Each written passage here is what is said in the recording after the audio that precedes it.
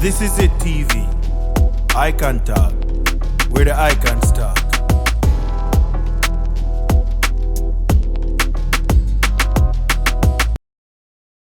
Some huge rebounds as well as you do, Clint. Yes. Do you think that really kept you guys aggressively attacking the basket?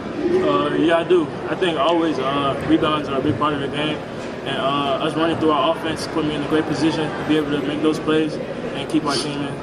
And also allowed some pretty good looks from Ty. Don't you agree? Yes, I do. He's a real good player. He fights a lot down there on the block, and he came up and made some big plays for us. Clayton, the second half, you guys were a little bit better defensively, slowing most of the rest of the team down other than Morris. What was said in the locker room for you guys to clamp down a little bit better?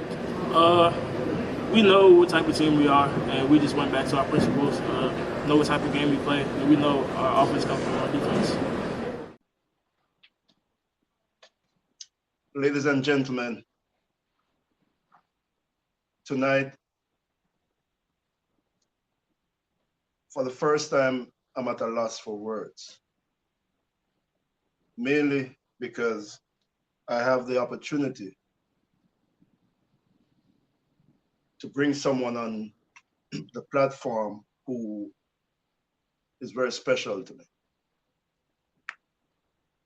This young man has earned his place tonight by default, mainly because he's the son of a legend, and that undoubtedly makes him a legend and an icon. But most important, it's on his own merits. See, this young man, I've been doing some research, and based on what I've seen, it's up for debate. I'm open for that. This is the first person from Montego Bay, Jamaica, who has played professionally in basketball anywhere in the world. Now, my research indicates that the NBA has seen probably 10 Jamaicans, mostly from Kingston. The closest to Montego Bay is Trelawney. It also indicates that there have been 14 players that played overseas, internationally, Europe, South America, Asia, etc. None from Montego Bay. So I believe it is an iconic achievement. And I have to present to you guys, this is it TV, I Can Talk, my blood, my firstborn, Clint Robinson Jr. What's up, Pops? What's up? What's up? No, happy to be here. Yeah, man. Yeah, man. This was always in the making. And I made sure to tell you that gear yourself up, because this cannot go much further without you blessing us. Yeah, man. So, of course, I know the story. And when we spoke about this, we talked about it in the sense that we wanted this to inspire the next Clint Robinson Jr. We wanted this to inspire the next person coming out of somewhere in the ghetto, from the slums, whether it be Jamaica, the diaspora, Africa, it doesn't matter. We want someone to know that you can do it just as you did. So thank you for being here. And thank you for blessing us with your time, because I know you're a busy man. Definitely. This is something that, as you said, we talked about, and it's something I was happy to do, because a lot of people don't get to tell their side of the story, and I feel like you get the opportunity, you have to just share it. You never know, like I said, who you're going to inspire, who might hear it and decides they want to take that journey for themselves. Definitely. Now, of course, I know the story, but we're broadcasting to a brand new audience. So let's start at the beginning. This is a question that only you can answer. Now, you were born in Montego Bay, of course. But you could easily claim 3 communities: Mount Salem, 41, Rosites, and Mm. Green Pond. Tell me now, sir, and be very careful with your answer. Which do you claim? I mean, like I said, in my opinion, we can claim four, because pit four.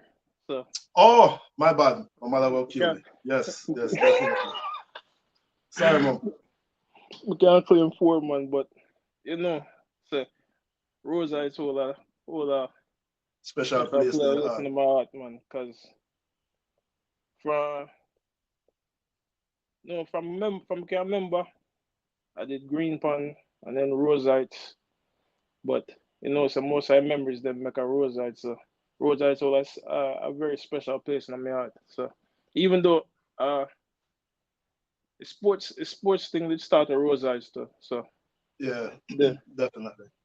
Definitely. Because your experience in Green Pond was pretty young, and then you transition in and out, back and forth over the uh, years. But yeah, your domicile really in Rosites. yeah. And it is so important that we mention that community, because that community is in the throes of gang warfare in recent years. You know, Probably not down where you are from, but a little bit further up, all Uh, hell that broke loose over there. So hopefully yeah. someone can see this and realize, oh, wait, we have a star come from over here, and it can, you know, bring some change in someone's thought process, right? Yeah. Yeah, definitely, definitely. I think that's always the end goal.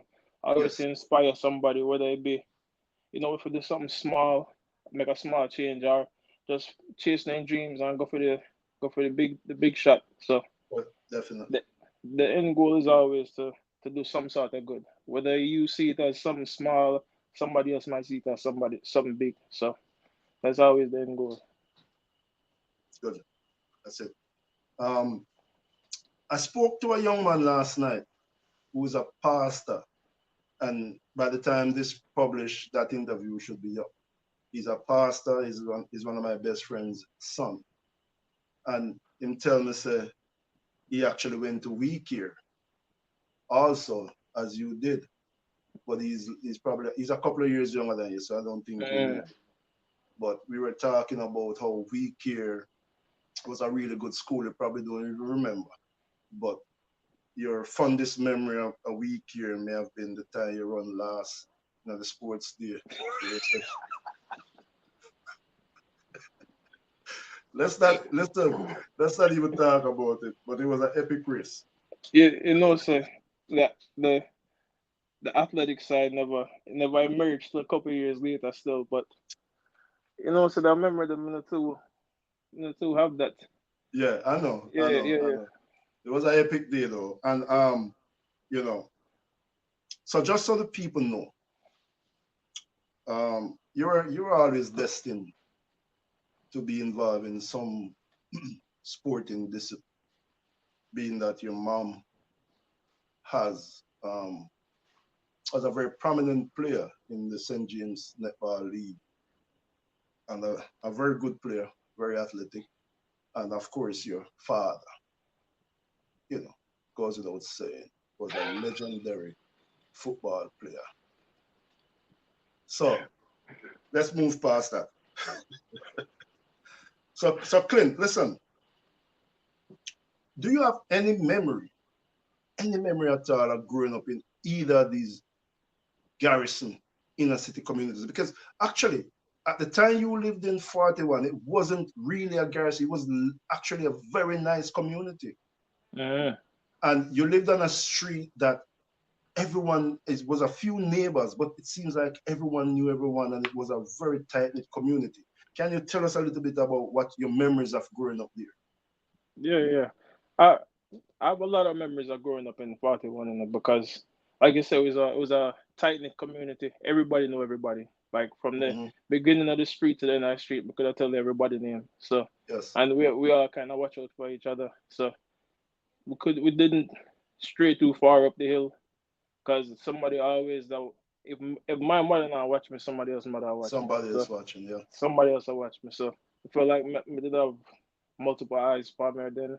So it kind of keep me on the straight and narrow. But I have a lot of memories growing up there. Just the fact that um I grew up there, bunch of cousins always around, and remember the little things growing up as a child. Walking Yeah. up and down the street, coming in from school, stuff like that. But I love growing up down there.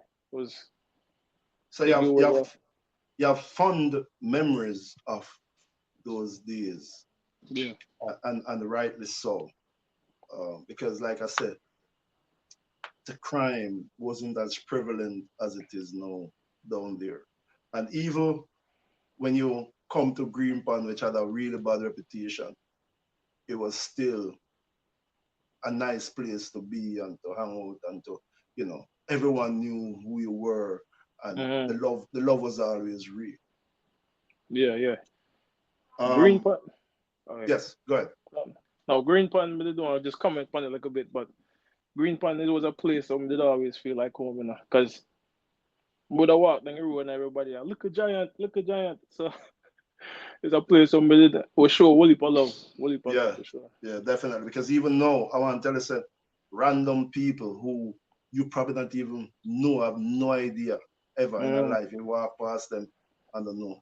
They say to me, "Yo, how CJ, how Clint?" You know what I mean?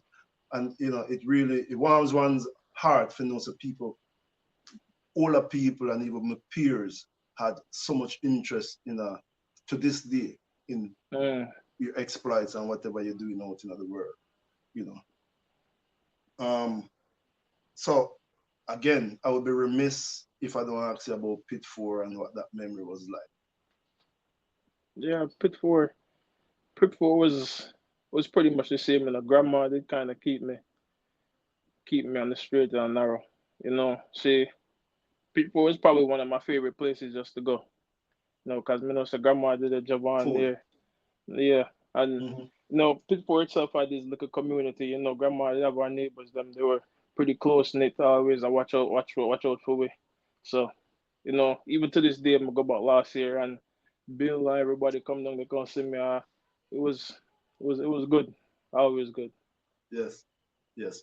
And so what I hope the audience has gathered from these three examples of these three communities is that sense of family, even the extended family of the community, and how it took a village and the village looked out and made sure everyone, all the young kids were on the street and narrow. And that is what I hope people take away from those three, you know what I mean, examples that we Mm. just used. So schooling, Clint, talk to the people then. Which schools you attended? Uh, we care basic, Barks Road, and Cornwall College. In the Barracks Road Primary and Mm. Cornwall College. Yeah. What kind of student were you? No, I would say I was an average student, not an overachiever, but always enough to make good grades. I would say you didn't come into your own just yet. You're Yeah, yeah. working your way up. Well And said. also, also, the one thing that if there was one description I would give, someone said, "Tell me a little bit in a sentence or two about your son." I would say, "I have never had a complaint about you anywhere, school, church, in the street, wherever you were," and was that's a beautiful memory. So again, let me say this to you: I appreciate how disciplined and well mannered you were. Definitely, Still, definitely. still is, still is. Yeah. I was raised very right. So Yeah, yeah, you know. And so, CJ, we got through the formalities. Let me ask you this: you played a sport while you're there, Jamaica? I did I played basketball Hold ninth up, grade. hold up, man. Okay. So you know, say, me dey brag for you a few times, say, when you got to America and got into basketball, you had never touched a basketball before in your life. But you're saying you played basketball at Jamaica? Them did play basketball first time ninth grade in Jamaica. With Really? the con yeah, Cornwall did have one basketball team. I made it I know that. play that 1 year.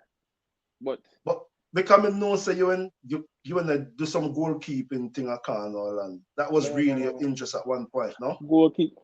We did play last man defense. We never playing a goalkeeper. Oh, okay, okay. So you that little basketball bug bite you for ninth grade at Cornwall. Wouldn't say bite me, no. Honestly, I never like basketball. Football, I don't play. But Of course. the origin of how me get into basketball, I'm pretty sure I got one question about that later. But I want a funny story still. No, say that again. That missed me. No, I said the origin story to basketball, how I got into it, develop a love for it, is a funny story. But I know you're gonna ask a question about that a little Yeah, later. So yeah, yeah, so yeah. I'm gonna let that lie. But I did football. I did the main focus. I can't know. I did Football try as to. in soccer, Yeah, because yeah, we yeah, have yeah, international audiences yeah. also. Soccer. Hmm. Now, in the year, and correct me if I got this wrong. You have you know you were visiting the America. By this time, I'm living here, and you're visiting and going back. But I believe you moved there officially, or 9 or 10, Yeah, 2010. 2010, and you settled in PG County, Yeah. Maryland. Of course, now you're this long, lanky kid from Jamaica, and for some reason, Americans don't love to pick me with height because in a for them mind, you have to play basketball Hmm. with this Standard. standard procedure. So now you enroll in school, and again you have no interest in basketball, a football you think, soccer. Hmm. Tell me, how comes you end up on a basketball court? Tell us please. So the summer before school start, me make my mind up. Say a football man play soccer. So you think I was second week of school. I find the athletic director. Me I ask him about the soccer team, and he send me guy soccer coach. I Which go high knock school on was it. this, by the way? Was this a long? Which Charles high Herbert school? Flowers. Charles This was Herbert Flowers. Charles CH Flowers. Yeah, CH Flowers. Okay, good. Yeah. So I'm gonna set up a meeting with the soccer coach. My guy meeting, I'm walk through the door, and the man stop me at the door and say, what you do? I said, man, I can't talk to you about child for the soccer team. Man say, basketball coach down the hall, man. Don't even walk through the door. So, I'm not even the guy, leave, left the coach, left the room, not even guy basketball coach. Just go home, call it quits. And then the second walk she do, her mommy see me, and she I say, oh, you talk to the coach? And I said, no, man, send me go try out for basketball. And then mommy wouldn't stop until me go try out for basketball. So Mhm. I say story go about how me start play. So you pretty much start this thing under duress, like Yeah. a metaphorical gun to your head, Mm. you know. And what was it like those first days, the tryouts and all that? You hated it, or you was like, yeah, I can't do this. I hated it. Hated it. The it was certain parts of it that came easy to me. Like the running back and forth on the court. But the other stuff like the fundamentals, like the when I played that year at Cornwall, the fundamentals that they were teaching us was there, but the American them did have it on a different level. So, Hmm. but it just have to pick up the game that much faster, and that was the part that was frustrating for me. Because again, so because Yardman thing going, we hate Mm, the physical part in the training, but you say you took on to that, yeah, yeah. After a while, I did fall in love with the process. and we go speak about that a little further on because, well, actually, why not now? I have often met young people, America, yeah. Every look you look, one young boy I walk past you with a basketball.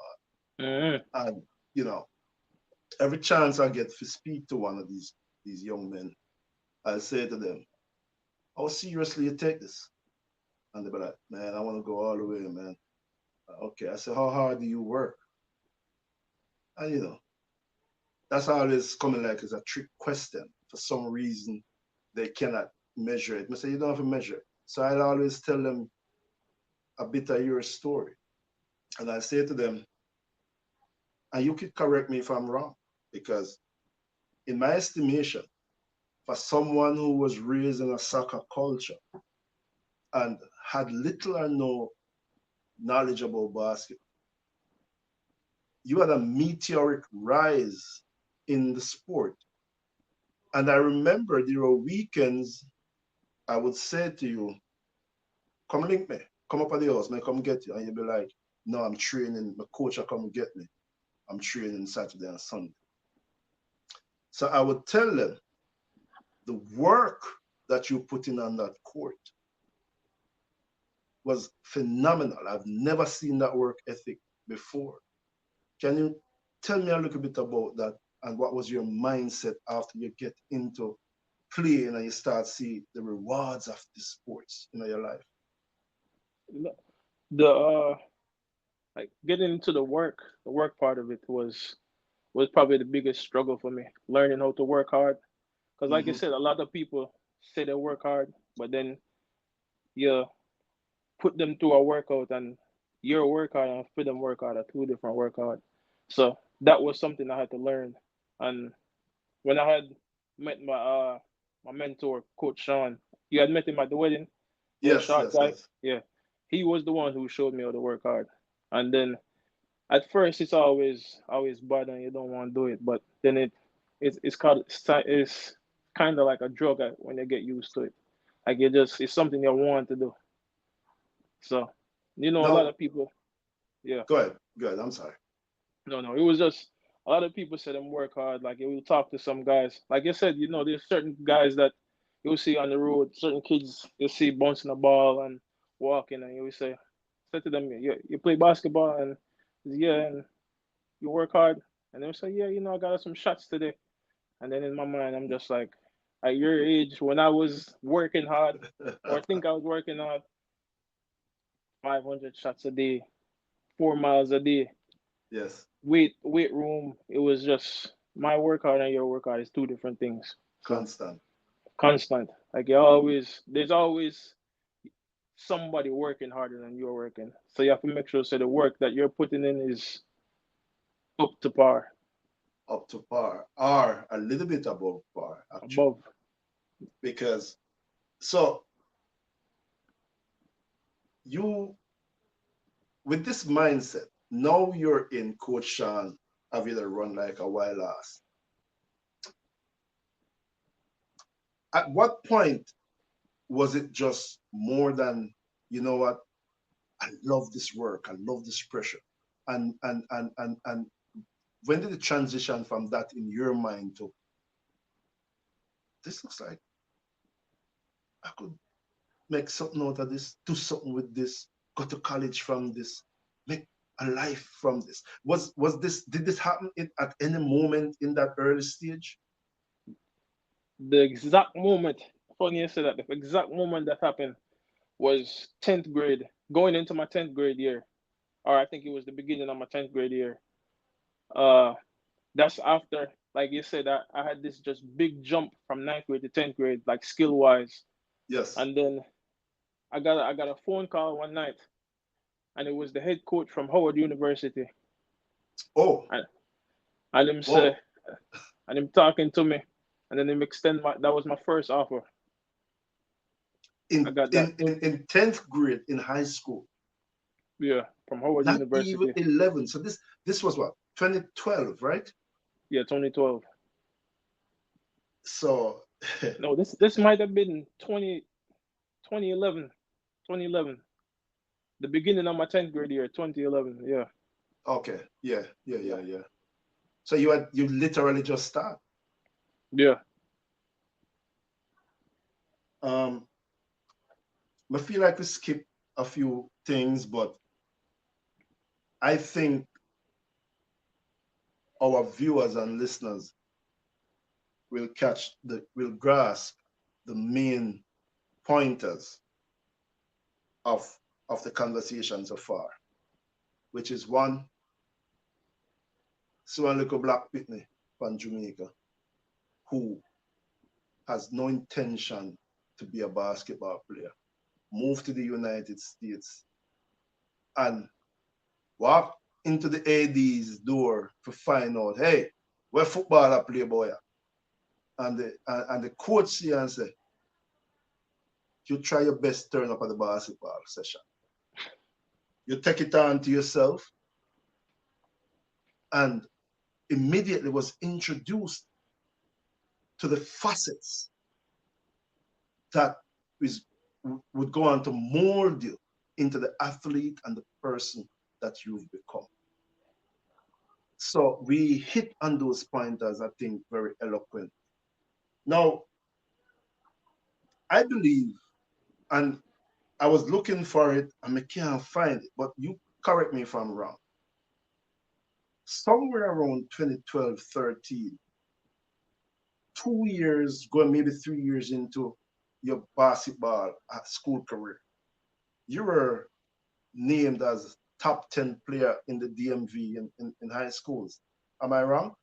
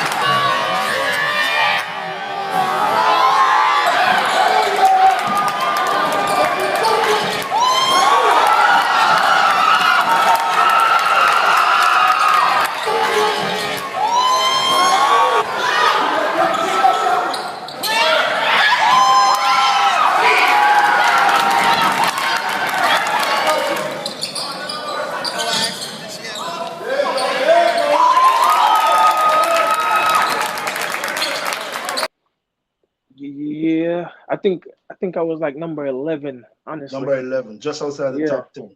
just right out the top 10. No, remember, you know, kids in America come out of the womb with a basketball in them hand, right? This is the national sport in some ways. I'm saying baseball, but no follow them. It's basketball. And here you are, a kid from Jamaica, Greenpan 41, Pitford, Salem, who in 3 years is recognized as a top 11 player in the DC, Maryland, Virginia space. Like, how did that news reach you? How did you feel hearing that news and that ranking? Honestly, I when I got the ranking, I think my coach had texted me and said like you cracked the top 20, Mm, and then I checked it out, and then I was proud of myself for the of steps that I course. took to get where I was. But you know, at that point in my basketball career, I developed this hunger where it was just like I even put it on Twitter. I made a tweet that same night, and I said, thanks for the recognition, and Yes. and I thank the organization and everything put out the rankings. But at the end of the tweet, I said, "But I'm not satisfied." Ah, yes, yes, sir. Now, let me tell you something. If proud as a person, and I know your mom, who is very instrumental in this run. You know, I know when she pleased and proud, how she act. So I can't even imagine how she lost it with your progress. You know. I'm gonna read you something. And this for me was the icing on the cake in your early development. I'm gonna read it now and goosebumps, honestly. In on July 17th, 2013, the Washington Post, the Washington Post, one of the premier publications in the US and the world, top 5 if you ask me, ran a story on you. Are you aware of the story? Yeah. And let me read what it started out saying. Clint Robinson, that I mean, you know, I'm gonna take, didn't come to this country with hoop dreams. If anything, the lanky teenager figured he might try out for CH Flowers soccer team in 2010. That's exactly what you said. Mm-hmm. Building on the skills he had honed on the pitch nearly every day in his native Jamaica. That's the first paragraph. Now let me stop and frame this real quick. Seeing, there's 3 things that if I had passed away that day, I would have been happy because I saw 3 things somewhere in these United States of America in 2010, which I don't think I've ever read before, and I've always been a reader. The Washington Post is one. My son's name is the other, and Jamaica is the next. And it goes on to say you had never touched a basketball when you were stopped by the coach in a hallway at Springdale Public School. Mm-hmm. It goes further to say, not even 3 years later, Robinson has blossomed into a 6'7", 220 rising senior forward and one of the area's rapidly emerging prospects. I'll skip through. With 5 Division I scholarship offers in hand and more suitors lining up at the door, they can't wait for come in. Everybody try to get to you. Robinson is poised to turn his newfound skills into a free college education. I write as I underline the article. I'm full away in my back pocket. When it's me a free college, it was a wrap for me right there. With this newfound, like, how did that make you feel, Pops? Like, because I can speak from my perspective, but you, in your head, what did this mean for you? It meant the world to me, honestly. When I first saw the article, it felt kind of surreal. Like somebody was gonna pinch me. I'm gonna wake up for a second, but it was no. I felt like my work was beginning to pay off. Getting the recognition from, like you said, the Washington Post. Like Mm-hmm. many people wake up in the morning and go read the Washington Post. Oh my So God. just thinking about it, it was just the feeling was amazing. And correction, in some did have 5 Division One offers. I had way more than that. See, way more than that. because I remember, I distinctly remember an offer coming in from Syracuse. I I went to Syracuse for a camp, and I was getting mail from them. They were the recruitment process. I spoke with the coaches at the camp, but they were just like sending me letters, kind of seeing where I was at. So I didn't really Mm-hmm. get an official offer from them yet, but I felt like it was gonna get there eventually. Yes. Yes, yes. Now, let me tell you something, CJ. This is like you said, this is next level. This is almost like waking up and seeing yourself and seeing, you know, especially back then, because now social media is the premier news outlet.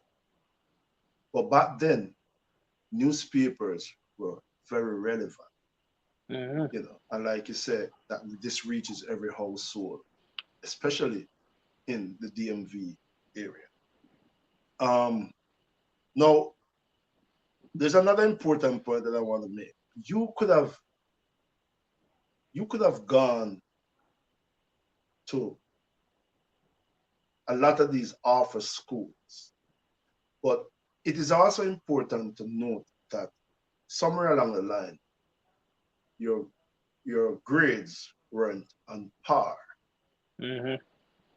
and because of that, it inhibited your next move. Speak to me a little bit about that. Yeah. So it was nobody else but my fault. I kind of got caught up in the high school basketball player life, and you know when I when I when I Rock star businessman. yeah, yeah, yeah, yeah, exactly, exactly. So it was just it was something that I think about a lot because you know the position I'm in now could have been something Way else. better. Yeah. So, but it's a blessing in disguise. So I Yes, can't complain. yes, sir. Yes, sir. Um, Now, because of the situation with the grades, you had to kind of make a compromise Hmm. as to the 4-year colleges that were lined up down the road and around the corner. Forget you. Hmm. So you made a decision to take up an offer from a 2-year college Hmm. in what's this? Kansas, In Missouri, yeah, in Missouri. Sedalia. It's State Fair Community College. Yes. Now, yeah, I'm be a man, via Prince George's County. What was because me can only imagine that this a bush country. Country. What was your mindset going into this school, right? And moving away now. So this is your first move away from the nest, Hmm. being on your own in a far away middle America. And we already know how middle America's reputation is. Yeah. Talk to me a little about that. No, at first the mindset was just kind of go in basketball, get your schoolwork done, and then say can leave as soon as possible. But I mean, as everybody know, sometimes the plan never go as according. So get there. This was like I said, it's my first time moving away from home. So the freedom, the being on my own time was that kind of that took a little getting used to. So at that point, it was just basketball for me, basketball, because some of the schools that I had the offers to coming out of high school, they were still interested in me leaving junior college so I could come and play for them. So at that point, as soon as I got there, it was just straight basketball because they being in that situation, it was focus on us leaving in 2 years or maybe a year. So the basketball training was just picked up that much more. And as a as I said before, I would fell in love with the process. So being able to do that, the basketball was just it for me. Like I felt like I hit another gear as a player going there. So that's Focus. another focus. Focus. That's interesting because, and again, this speaks to your resolve because most people don't function well away from the nest, especially initially. Hmm. And for you to double down and recognize the moment speaks volumes. So now you're at a bush mode. And your game, what was your game levels like? You either blow them out the water, or you just another average boy upon a one free or residual scholarship? What was your game levels like? Game levels picked up, I would say. Like then, my first year at junior college is when I felt like, they talk about, especially the second half of the year. I felt like I adapted to the pace of the game, the physicality of the game, because I felt like it was night and day compared to high school. So being able to adjust, I felt like I adjust a lot quicker than most people. And then the second half of the year, I felt like I just dominated. Like it was 25 and 15s most night. Yeah, So I was looking at your numbers. I was really looking at your numbers right now, and it's actually one of your most powerful periods in the game, and it's interesting because that being that early your whole basketball career, I was watching the numbers and looking at the different points, and I'm like, you look like you found a new gear at State Fair. hmm it was. I felt like I got put in a really good situation because the second half of the year, some things happened with the team. So at that point, the offense was focused around me. So I was able to kind of play my game. Coaches let me play my game. So there was no holding me back. Honestly, I felt like it was time. It was a period where I was able to experiment to see what type of player I could be. Good, So I was able to do things I wasn't able to do in high school, and it just expanded onto that. good, good. So now that junior college thing is coming to an end. What happened in that final year?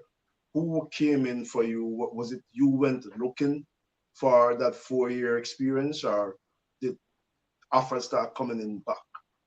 No, I first started to coming back. Like I want to say mid year to my second year, I had a lot of coaches talking to me, but after that time, the offers just started to roll in. So there was a lot of choices to pick from, but it was something I always been told, like go to the schools that want you, that the schools that you want to go. So it was just a lot of sorting through that and talking to coaches to see where their mindset is at, to see where would be the best fit for me. And also at that point in time I got more mature with the business side of the game. So where there's a school you might want to go and a school might really want you, but the business side of it doesn't look good, like the area Mhm. they're in. So that's when it came like to Chicago. Chicago is the epicenter of basketball. So Yeah, yeah, having yeah. a good school there, being able to attend, knowing that you're going to play a good amount of minutes and be able to get your face out there. So that's where my mindset was at the second year. What were some of the schools that came in for you during that period? I was talking to UIC, the school I went to. I was talking to Washington State. I was talking to Cincinnati. I was talking to uh, Southeast And these are Missouri. these were all Division 1 teams. Yeah, all Division One. What made you choose UIC, University Uh, of Illinois Chicago? For those who don't know, yeah, yeah. Just the market in the Chicago. who? The market, the basketball market. Like that's a Okay, place because where at one point when you just got there, I'm gonna ask you what you like, what is city? You tell me say Mexican food, and I'm like, this boy choose Chicago because of food.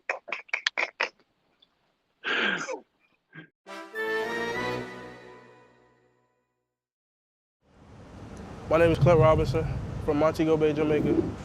I chose UIC because just the coaches and the environment. I felt like it was a family environment. I felt like it was a place that I could grow and expand my game. My strength is rebounding, playing down on the block, and running the floor. My game fits Coach McClain's philosophy really well because he wants to play a more up-tempo game this year, and I run the floor, and I'm an energy player, so I feel like I can bring that to the team. Just the level of competition, the competitiveness coming into the games. Going from junior college to a university is a big change in that, so I'm looking forward to it. I have to say the food. Yeah, there's a diverse amount of food here, and I'm looking forward to trying all of it. I would have to say this restaurant, Chilango. It's a Mexican restaurant. Yeah, real good. What's your go-to order? What's your order? The steak burrito. Yeah, that's my favorite. My favorite memory would have to be when we went bowling. Yeah, just getting to know everybody, getting to play against everybody. It was real fun bonding.